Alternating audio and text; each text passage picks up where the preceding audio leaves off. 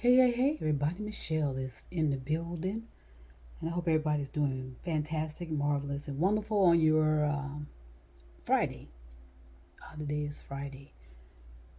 I've been working outdoors, clearing out my shed and getting ready to put it out to the curb. So, because I really need to, simplify everything and not have so many things to be concerned about, and keep the important things at hand because anything can happen, especially as far as storms and stuff like that. Anything can happen where floods will come in, where fires will come in, where earthquakes will come in, volcanoes. I mean, anything can be happening on a climate basis or on a weather related thing. Is just that's just the signs of the time. So I hope everyone is understanding and taking that real seriously.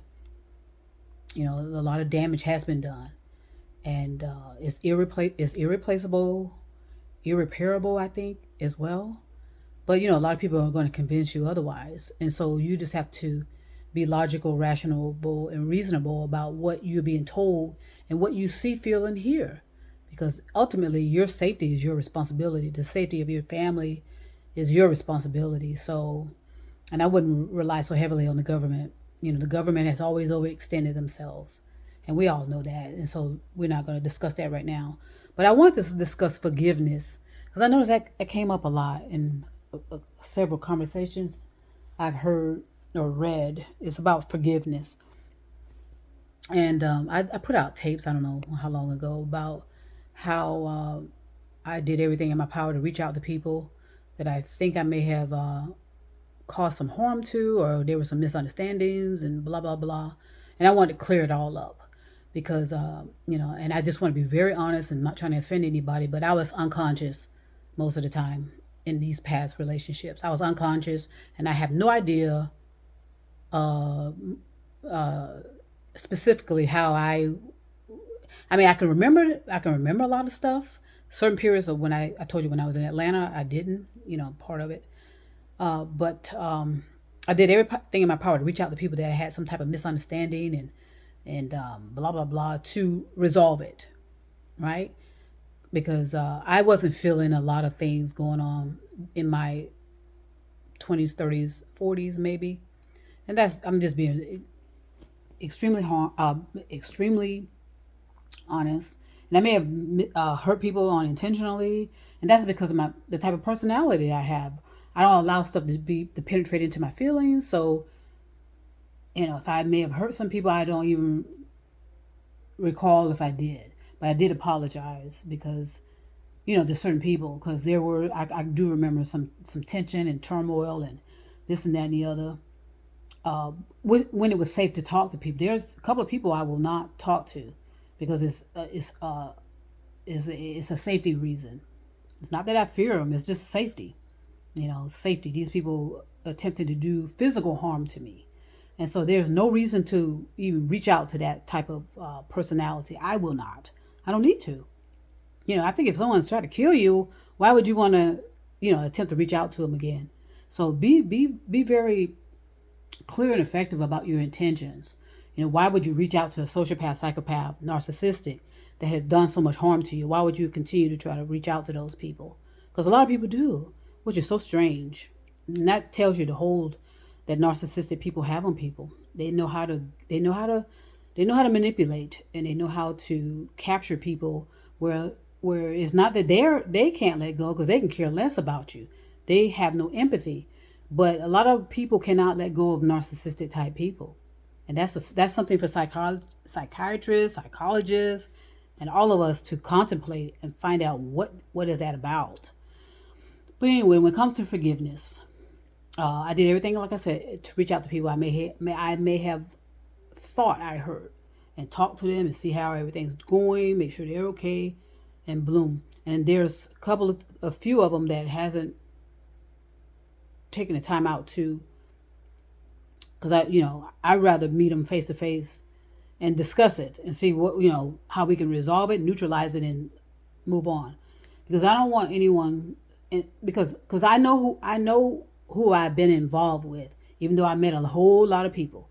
I know them because I just remember faces of people, and most of them it was nothing of anything to be, like a relationship or anything. It was just a association, a companionship, platonic. Most of all of them were platonic on some sort of fashion, and there was love. There was a platonic love for all of them, and that will always be regardless. But forgiveness. So this is how I feel about that. I think if you make enough effort to reach out to people and they're not reaching out to you, I think you should sever that and let it go. Just let that, because it keeps you in the past. And I told you, you don't want to stay in the past too long, because you stay in the past too long, you're gonna be stuck there. Okay, and the thing about forgiving, um, if people are expecting you to forgive them, or for you to be, see, the thing is about forgiveness is, if you were behaving in a certain fashion or had certain actions that were affecting you only, you need to be forgiving yourself. Okay, now how your family or friends or exes or whoever respond to that, that's their problem. Okay, and if they can't forgive you for behavior that was affecting you only, then that's a problem with them. That's not a problem with you. And I hope that makes sense. Um, a lot of us, especially people in certain type of addictions and certain type of unacceptable, inappropriate behavior, you're hurting yourselves. You usually hurt yourself more than anybody. Now, if somebody's disappointed in you, that's on them. Does that make sense? So stop carrying. You don't need to be carrying all that. You need to be forgiving yourself for the way you behave and act. Because in most cases, it's affecting you. A lot of people, like your homelessness, that's your responsibility. If you end up homeless, if you get arrested, that's your responsibility. I don't see why you need to be apologizing to your family, though, about your behavior, per se, unless your behavior caused some damage to them. And that's something that has to be done individually, on an individual basis. And you have to be very direct with them and say, help me to understand, how did my behavior affect you? You have to be very direct about that and make sure these people are not projecting on you and putting more and more and more and more and more.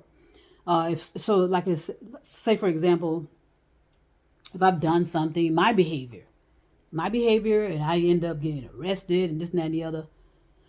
And so I go back to my family, where, I'm doing everything in my power to be held accountable for my behavior. And I'm in counseling if I need to be in counseling. And then I go back to my family and let them know what I am doing on my behalf to resolve what I've done. Because I received the most damage from everything. Because like I said, you end up homeless, you end up in jail, blah, blah, blah. Now, if you go back to your family and your family members say to you, well, I am disappointed in your behavior. Well, that's their problem, right? I mean, gosh, isn't that when you have said to them, look, I'm taking responsibility for how I behave and act, and then they still say to you, I'm disappointed. Okay. To me, that's way too much to be putting on someone. You've already taken responsibility. You don't need anyone to be piling on their projections of how you are supposed to keep it. First of all, no one has any. No one really needs to be involved with how you behave anyway. I mean, and I know that sounds contradicting, but as long as you're an adult, we should be able to separate ourselves from what adults are doing and let the adult that's causing all these problems to themselves, handle that. Now, is it their fault that anytime they came to you and asked for $20, you gave them $20? Whose fault is that? Or anytime they came to you and said, you know, they were going to they were going to do this and they never followed through on doing it. Um, so we just have to be real realistic about always, of our expectations of people, especially when they've gone through enough. They've been, come on now, to be arrested, okay, to be suffering from an addiction, to be suffering from financial ruin, losing a job, losing your home, and then, your family is all upset with you about it. I just think we need to change that. Change that. What, I mean, it's happening to them. It's not, if the family is okay, like I said, yes, there is going to be always, we all have this perception. I think it is. I think it's a perception, and we have these assumptions that that our children, our mothers, our fathers, are supposed to know. I mean, are supposed to act a certain way according to our standards of how people are supposed to act, and that's not the case at all, right? Don't we know that by now? So we just need to take some of the pressure off of people that are suffering. That's all my point. That's my point. And if someone has an addiction, or been arrested, or this and that and the other, I don't need to be projecting how disappointed I am in them. Whew, my goodness, you know how that feels. Put yourself in that person's shoes. So we just need to just step away from expecting so much forgiveness from people. I mean, yes, anytime a family member does something, it's gonna project on. It's gonna affect so much. All right, let's start over. So I'm in a particular type of job, right, where I had a lot of responsibilities, and I was vetted until the cows came home and left and came back and left. I was vetted to because I was in a first responder position. Now, and they do these background checks, we all know that they do extensive background checks on people, but yet narcissistic people could still get through.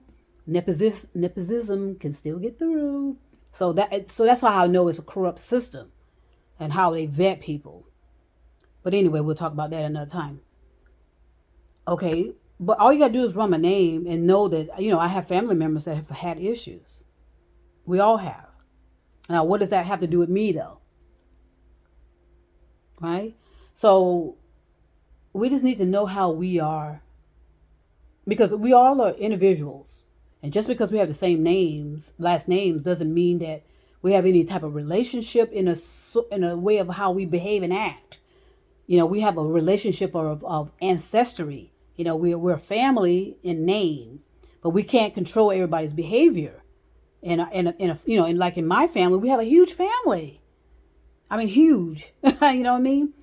And so I can't be held responsible for the behavior of, say, a cousin three times, forward.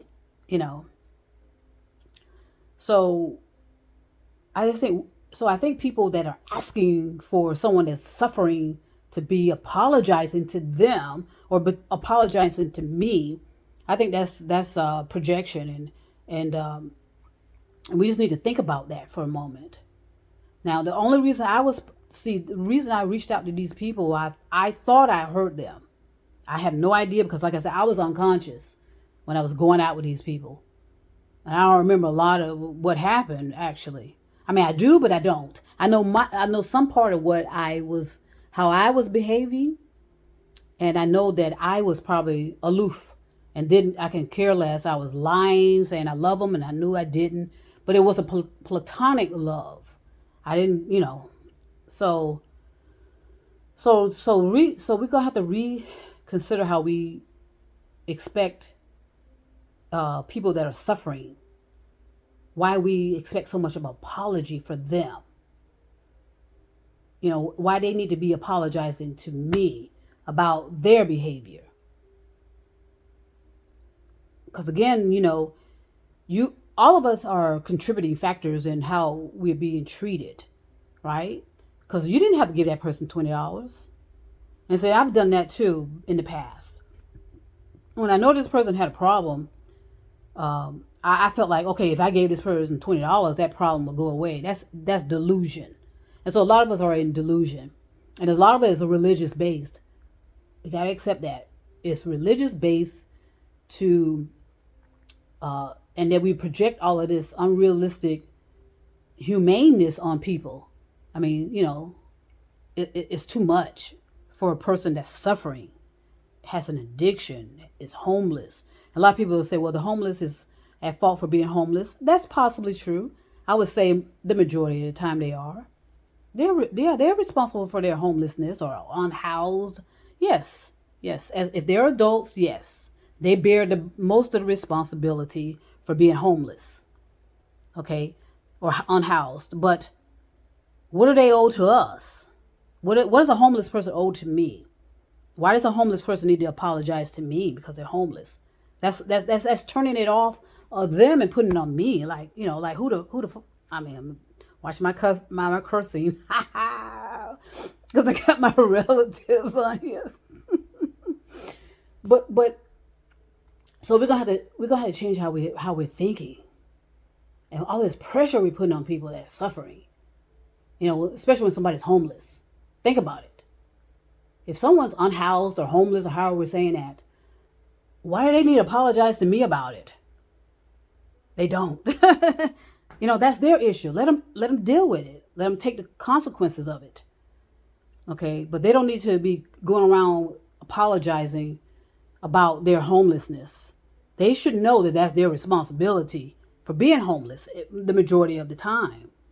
Okay, what they need to do is decide if they want to change that situation, and they have to be willing to change it. Okay, and I'm gonna come back a little later and talk about how this type of situation in our populations are going to live, and what I see as a vision of that. But again, forgiveness. Think about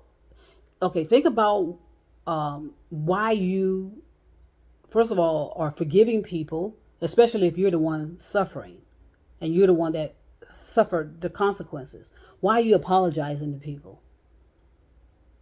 Okay, why are you putting that all on you? Because all it does is keep you in past, and it doesn't keep you going forward. All it does is make you feel guilty. You have a problem, accept it, and be willing to understand that, yes, we all have failures. We have shortcomings. We all make mistakes. Some are able to, recover, and some are not. Okay, but at the same time, you don't need to be apologizing to anyone but yourself. If you were the one suffering, apologize to yourself and be gentle to yourself.